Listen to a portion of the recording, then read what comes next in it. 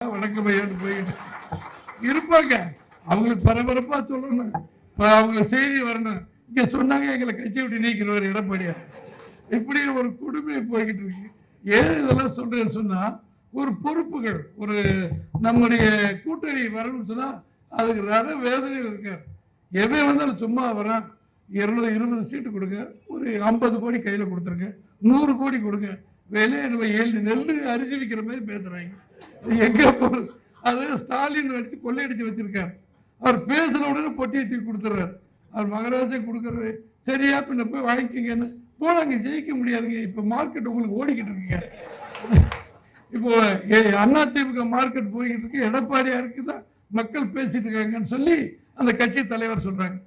ஏன் தலைவரை கொஞ்சம் ரூபாயை குறைச்சிக்கிட்டா என்ன, இதை வச்சுதான் நாங்க பிசினஸே நடத்தணும் அப்படி இப்படி ஓடிக்கிட்டு இருக்காரு.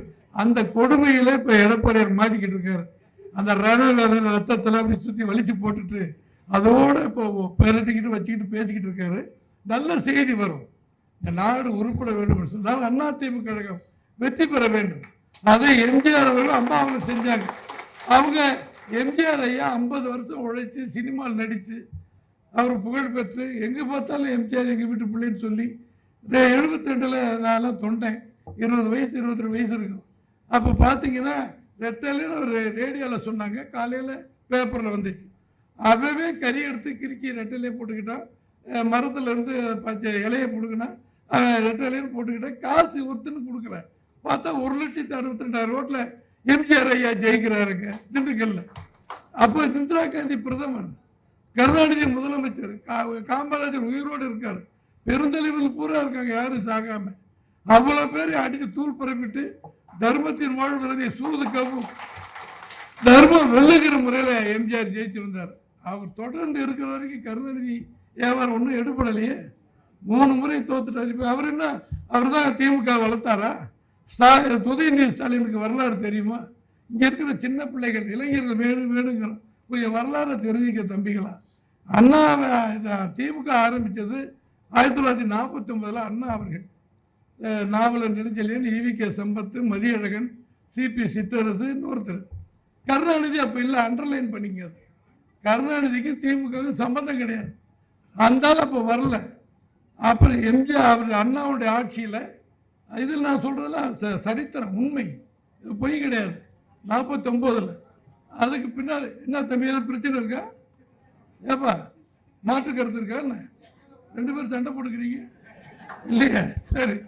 1949 ஆரம்பித்த திமுகவை தன்னுடைய பேச்சாற்றலால் அத்தனை பேரும் பேசி கிராமங்கள்லாம் வளர்த்து முதல்ல 15 இடத்துல எம்எல்ஏ ஆகி 52 இடத்துல ஜெயிச்சு 67ல் ஆட்சியை பிடித்த ஒரு உன்னத தலைவன் அறிஞர் அண்ணா அவர்கள்.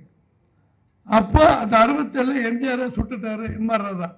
எங்க வயசு உள்ளவங்களுக்குலாம் தெரியும், எத்தனை பேருக்கு தெரியுமா? கேட்டு தெரிஞ்சு வச்சுக்கோங்க. இன்னைக்கு ஐடி விங்னு கேட்டா சுடுற மாதிரி நிக்கிறீங்க. இதெல்லாம் கொஞ்சம் பெரிய வச்சுக்கப்பா. எம்ஜிஆர் சுட்டு தள்ளிவிட்டாங்க. அவர் செத்து போயிடுவார் நினைச்சுக்கிட்டு இருந்தாங்க. தெய்வம் அவரை காப்பாற்றி குண்டு தொண்டையிலே மாட்டிக்கிச்சு 67ஆம் வருஷம். அப்பா அவர் ஒரு படம் அனுப்புறார் எல்லாத்துக்கும், அறிஞர் அண்ணா அவர்கள் வெற்றி பெற வேண்டும், தமிழக மக்களை உதயசூரிய சின்னத்தில் வாக்களியுங்கள் அப்படி கும்பிட்டுட்டு கட்டோட போட்டு அனுப்புறார். கண்ணீர் விட்டு எல்லாரும் ஓட்டு போட்டு ஜெயிக்க வச்சாங்க. அண்ணா அவர்கள் முதலமைச்சராகிறார். அந்த முதலமைச்சரை பார்க்க சீஃப் செக்ரட்டரியிலேருந்து டிஜிபிலேருந்து அத்தனை பேர் மாலையெல்லாம் கொண்டு போகிறாங்க. என்னை வெற்றி பெற வைத்தது என்னுடைய தம்பி, என் இதயக்கனி எம்ஜி ராமச்சந்திரன். அவருக்கு போய் மாலையை போட்டுவாங்க. அப்புறம் தான் எனக்கு வருது. எப்படியாவது ஒரு உன்னதமான தலைவனை எங்கேயாவது பார்த்துருக்கலாம். பிரசிடண்ட் ஆகிறாங்க நம்ம ஊரில். அவன் நான் தான் ஜெயிச்சேம்மா. ஊரில் ஓட்டு கேட்டவங்கள ரோட்டில் நிற்பாங்க எனக்கு. ஆனால் ஒரு மாநிலத்தின் முதலமைச்சரா ஜெயிச்ச அண்ணா அவர்கள் என்னுடைய வெற்றிக்கு எம்ஜிஆர் தான் காரணம். அந்த உத்தமன் வளர்த்த கட்சி அது. அப்போ கருணாநிதி இல்லை, அதுக்கு பின்னால் வந்தார். 69ல் 2 வருஷத்துல அண்ணா இறக்குறார். அண்ணா இறந்த 2 வருஷத்துல போனதுக்கு பின்னால யார் முதலமைச்சர் ஆகணும்?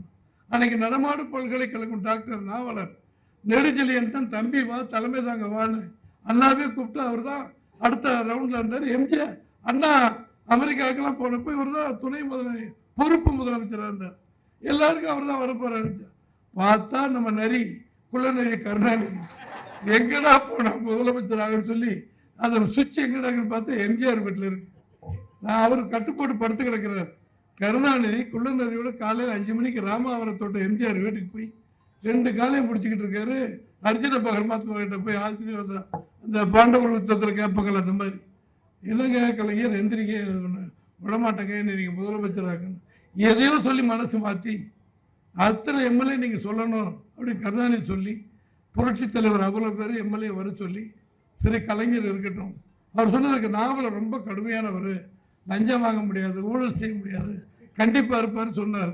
எல்லா எம்எல்ஏ சரிங்க நாவலர் வேணாங்க இவரே இருக்கட்டும் சம்பாதிக்க விடுவார்னு சொல்லி என்னமோ ஏமாத்திட்டு அடித்து நொறுக்கி எம்எல்ஏ அவர் முதலமைச்சர் ஆனதுக்கு எம்ஜிஆர் போட்ட பிச்சை. அதை நீங்க மறந்துடக்கூடாது. அதுக்காக சொல்றேன், பாதகம் செய்பவரை கண்டால் நாம் பயங்கொள்ளலாகாது பாப்பா, மோதி மிதித்து விடு பாப்பா, அவர் முகத்தில் உமிழ்ந்து விடு பாப்பா. அண்மை செய்திகளை உடனுக்குடன் தெரிந்து கொள்ள இணைந்திருங்கள் இயம்நாடு தொலைக்காட்சியுடன்.